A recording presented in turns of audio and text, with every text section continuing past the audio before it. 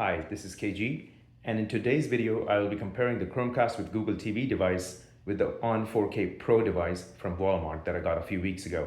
Now, I had done a detailed setup video, which you can find up here on the top right corner. I had also done an unboxing video that you can find on my channel as well. This is the final part of this three-part series where I conclude with this comparison of the two $50 price point Google TV devices, the On and the Google Chromecast. With that, let's get started. So I thought a side-by-side would be the best way to show the performance and other differences between the two. And so I have two monitors hooked up, one to each device. Unfortunately, one of the monitors is 1980 by 1200 resolution and the other one is a 1980 by 1080. So you'll see some of the display elements a little bit stretched on the right monitor since that resolution is a little bit taller than 1080p. You can disregard that, it should not detract from what I'm trying to show and review. Can you guess which one is the On device and which one is the Google Chromecast device? I will reveal this at the end for some fun suspense. So first I wanted to document the performance of the system, UI, and network speeds. For that I have both connected to the same Wi-Fi, and to show the system performance I'm going to start with a rebooting of both devices to see which one, if any, reboots faster. So let's get started. I'll get my stopwatch out as well to time it. All right, so let me go to the settings menu. You can actually kind of see if there's any difference in the performance of navigating the UI as well. Both are pretty snappy. Go to settings. All right, here we go. And then all the way down to system. I'm going to go to restart. And then get my stopwatch ready. Okay, there we go.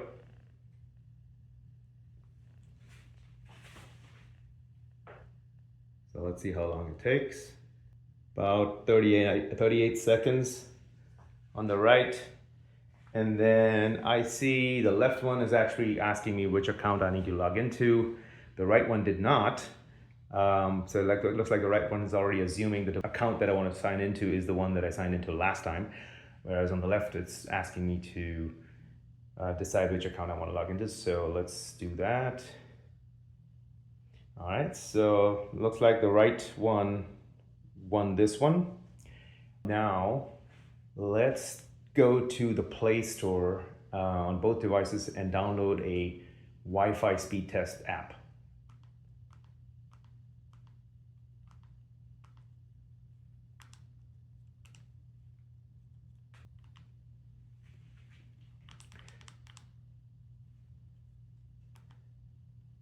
So I'm going to open the Play Store here. Both devices together, right one's faster again. And then, okay, here we go, the Play Store on both devices. I'm going to search. So let's actually measure if there's any performance difference between the two voice searches. All right, give it permission. Speed test app. And then let's download this one. Let's install this one. Let's see which installs first. Whoa, the right one's very fast. Let's see. Oh, definitely the right one. It's already installed. All right, now let's see which opens it first.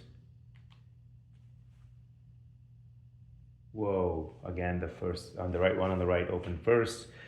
Let's see the actual speed results. Right one in the lead already. All right, so clearly the one on the right faster. The left one started slow and then gained on the download speed, but it's still capped out at 32, whereas the right one was 40, and then the upload speed is way higher on the right. So let's try this one more time. So again, the download speed a little bit faster on the one on the right. And then it looks like the upload is also going to be at least 2 to 3 times faster on the one on the right. Let me try it one last time. So similar results again, almost twice the download speed on the right. And looks like it's going to be the same, 2 to 3 times the upload speed on the right as well. So clearly the right is the winner by a large margin, wins the speed test round.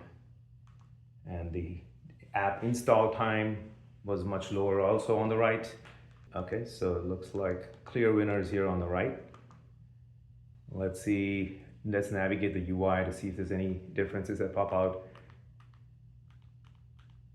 This looks fast enough on both devices, comparable speeds. Now let's go to apps and then traverse this list equally fast. Let's try to open YouTube.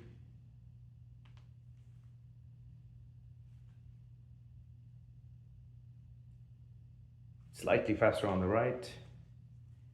Let's try to see if we can stream a video or open a video. This is as good as any. I think it was slightly faster on the right again. Let's try to open another video, like a YouTube short, for example.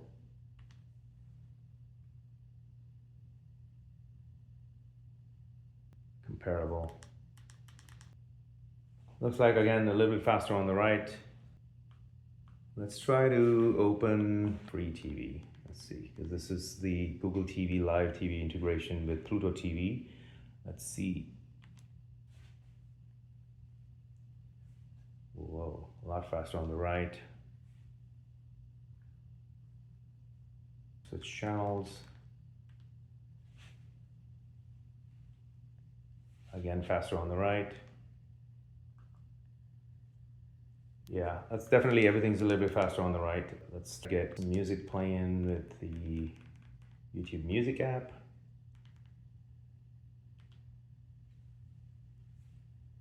Nearly the same. Let's play the same video. Yeah, this one was, there's no clear winner on this one.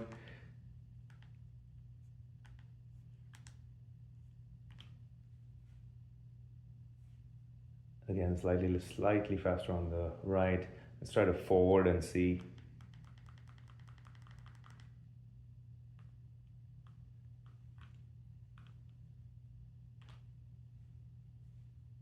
Almost the same.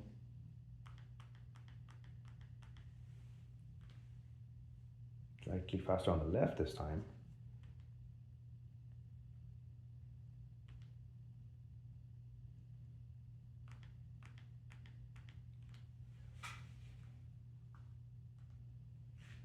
Close enough. Yeah, so I think everything is a little bit faster on the right. That's because the Wi-Fi speeds are faster on the right, so that makes sense.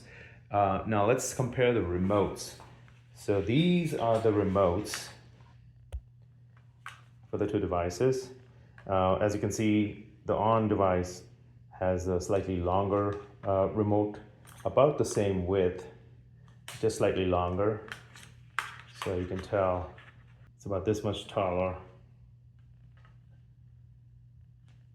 And I feel like this fits in the hand a lot better. The on remote does. The Chromecast one is slippery and doesn't fit well, at least in my hands. So it tends to want to slip out. No such issues on this remote, and also has more buttons. The on remote also does have more buttons. This one only has the YouTube Netflix. This one has a couple of other apps, buttons specialized for that. And I believe you can map those or remap those to whatever you want. So that's good. You have 4 instant buttons as opposed to 2 here. Also, I like the fact that there is a volume plus minus button right here up front, as opposed to the volume buttons are on the side of this remote, which makes it even harder because you have to kind of get your finger over and around to get to this. And then also, since it's so small, you're gonna have to basically go all the way up to slide that remote up, and that's when you tend to have it fall out of your hands. This one's right there, you just like a regular remote, and the channel up down button is there as well. So that's another couple of buttons that you don't get really directly here. So everything else is pretty much the same. Both can control HDMI CEC devices, so your TV receiver, so no differences there. Yeah, I just like this remote a lot better than the Chromecast remote. Also a lot more clickier. Button feel is better on the on TV. Right now you already guessed which TV is what. The one on the left is the Chromecast and the one on the right is on. So yeah, I definitely give this one to the on. But again, this is on is a new device. It just came out as opposed to the Chromecast, which is about, 2 years old now. So definitely showing its age. Also has limited storage, 16 gigs versus 32 gigs on the on. So that's a big benefit. I believe it also has double the amount of RAM. So which also explains some of the, I guess, jerkiness in the or delay in the app opening. Probably also the startup and restart time. So yeah, that it's just slightly better hardware, double the storage, double the memory. So not slightly, just quite a bit better hardware. And then also the form factor for the remotes are much better, both about the same price point. So at this point, I think the on device is the better device to get by right now. There are rumors, however, that there is a new version of the new high-end version of Chromecast TV, Google Chromecast TV coming out shortly, sometime this year, which will also be a higher-end device at 4K. So let's see what they come up with. I'd say at the moment, on is the device to get, unless you have a really old NVIDIA Shield device, which I also have, that I also like. But again, same issue with that old device, even though it has a lot more power than the Chromecast device. So I would say it's about at par or maybe slightly better than the on device from a raw power perspective, but it also has 16 gig storage. So I'm already running out of space on that one. So just for that alone, I would have to give it to the on device. So definitely, if you're buying a new 4K Google TV device and you're looking for one, on is the device to get. And I think I alluded to this before in my unboxing video. This this remote for the on, this is the older remote. I bought the on as soon as it came out. So this one is the older remote without backlit keys. But the one that's shipping now, or if you are buying it now or by the time the video hits, you should get the one that has an extra button here. It says free TV on this long button here. That is an indication that it's a newer remote. So in addition to that extra button, you also get backlit keys. So that's the one you get, and that's what you want. Then you should be able to get it now.